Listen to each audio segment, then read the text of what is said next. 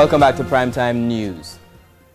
There are calls for greater emphasis to be placed on fighting domestic violence. In recent times, there have been numerous cases of persons being violently killed by their partners. Residents in Port Antonio, Portland took to the streets on Thursday to raise awareness. TVJ's KELESHA Williams has their story. Decked in their purple and white, these placard bearers in Port Antonio, Portland had one message: end domestic violence. We have to recognize it, then we have to report it. When you take out your cell phone to video the little quarrel and the little fight, first thing, call the police. You might not go over and say stop it, but call the police so the police can come and stop it. And men in the community did not miss out on the parade. When you talk about domestic, they say it's the man beating the woman or stuff like that, but domestic is both sides. The man beat the woman and the woman beat the man. So what we want to do, we want to cut it up because it looks like it's a disease taking the whole of Jamaica. We want to teach it in schools so the little boys and the little girls know how to treat each other.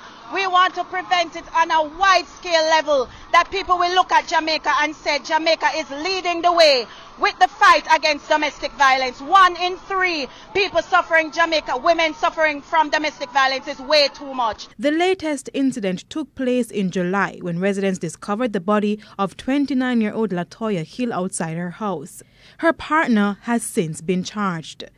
But although the figures for Portland are not as alarming as most parishes, MP caretaker for Portland Eastern Damian Crawford said there is still enough reason to worry. When we analyze, it's not as Leaf or River Bottom, it's rotten.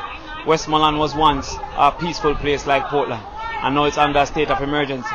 So you have to just react immediately to any negative, any creeping of that type of violence so that it don't entrench itself. According to a United Nations Women's Health Report in 2016, gender-based violence in Jamaica shows a high prevalence rate of 28%, with more than 1 in every 4 women in Jamaica experiencing intimate partner violence in their lifetime.